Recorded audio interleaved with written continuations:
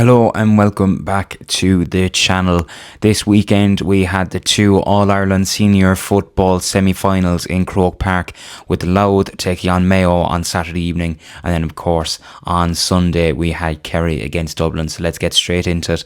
This is the GAA review. First up, of course, as we said, on Saturday evening at 6 o'clock in Croke Park, we had Louth against Mayo, and Mayo went out that one very comfortable and very emphatic 17-point winners.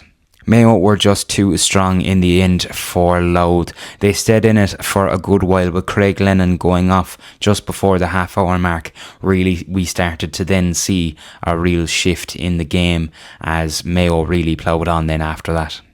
I said going into the game that Mayo their attacking threat would probably be too much for Louth, and that's exactly what played out. Ryan O'Donoghue had the game of a lifetime, scoring 111 for Mayo. That two-pointer at the very end as well, after the hooter had gone, of course it was a free kick so he was allowed to take it, was superb. And McDonald, of course, and Darragh Beirne were superb, getting some very crucial scores at crucial times. You can't really fault Louth after the year they've had, but I don't think they deserve to actually bow out of this year's championship with a 17-point loss. But it was just down to Mayo's sheer relentlessness every time they went forward. Even when the game was clearly beyond Louth, Mayo kept going on, and I think Andy Moran will be very, very proud of his side as they go into the All-Ireland final.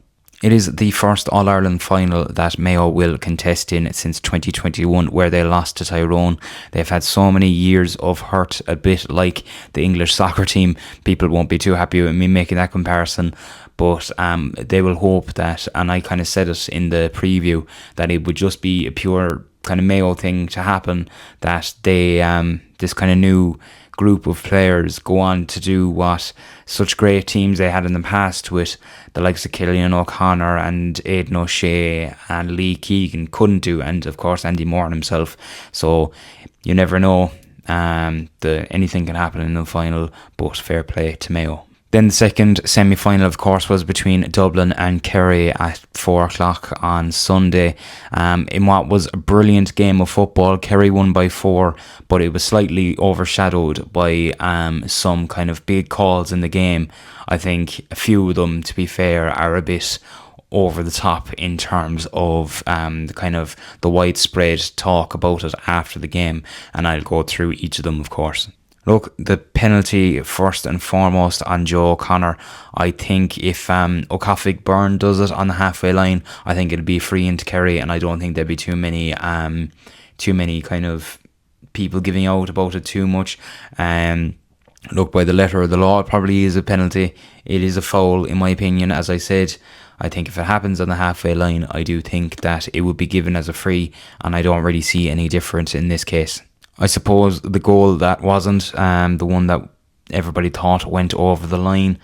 Look, I don't think you can categorically say for 100,000,000% that ball fully goes over the line. I think when even looking at all the stills on RT and things, I feel like the panel on the Sunday game last night, Cora Staunton was kind of saying about the fact that, she was saying it was definitely a goal. Like, they were all saying that, and I don't think you can genuinely categorically say that it did go over the line, and I don't think you can make that call. Of course, the square ball was the last one. Now, in my opinion, the square ball is genuinely one of the only calls in the game that I think Dublin can feel 1,000,000% undone by, and will feel annoyed by it, because I think it was just clear. It was blatant. Do you know what I mean? It was definitely a square ball, whereas the penalty, as I said, sometimes it's given, sometimes it's not. I do feel it like it was a penalty. Some people won't, but it's a more of a 50-50 call than people think, than the one with the ball being over the line. I don't think you can categorically say that it was over the line. So, as I said, look, the square ball was 100% the wrong call, and that was a big shift in momentum as well. But I think people have to remember as well that Dublin kicked something like 13 wides, and some at that were brutal. So I think this idea that's kind of knocking around the place that Dublin were robbed against Kerry is totally wrong. Like Paudie Clifford was superb. We haven't seen really a performance like that from him probably since the All-Ireland final against Donegal last year, where he wasn't really picked up that day either. It was a very odd call for Dublin to not kind of do that. Shane Murphy, brilliant in goal for Kerry, as per usual that we've seen this year. As I said, I think his kickouts and everything have gone up tenfold since the league. I always said that his shot stopping ability was always better than his kickouts, and I think that really came to fruition as well this weekend. And the biggest problem that I have is that Shane Murphy made 2 brilliant saves. One, of course, was a part of the whole scuffle, did the ball go over the line or not, but he made 2 crucial saves at 2 crucial times, and seems to be getting no plaudits for it because of obviously the things that have gone on in the game, which I feel is very unfair on him. Cormac Costello was brilliant for Dublin, getting some great scores at great times. I think he ended up the game with about 7 points. And Kieran Kilkenny is after calling time on his inter-county career with Dublin. I actually said before the game that a few of these players, especially the Dublin forward line, who all that started against Galway were all over the age of 30, that this year could actually be a lot of theirs kind of last time playing with Dublin. We're already after seeing one retire now, less than 24 hours after the game has finished.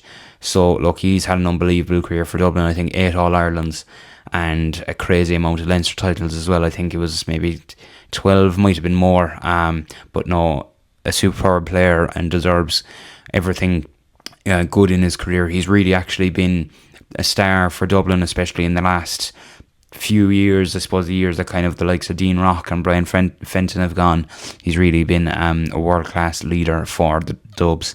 So Kerry meet Mayo now in the All-Ireland final in 2 weeks' time in Croke Park. I think the throw-in time is scheduled for 3:30, so that's going to be a great one. One other thing as well, of course, Wicklow winning the Tailteann Cup before the Mayo allowed game. They were down by 12 points at half-time, only getting 4 before the interval, and came back and managed to win the Tailteann Cup in what was an absolute calamity by Down. So that was a great day for everybody involved in Wicklow GAA and Oisin McConville. So yeah, that is the GAA review. If you like the video, make sure to like, subscribe and share the channel with anybody who you think would enjoy these videos on a weekly basis. So until my next video, I'll talk to you later.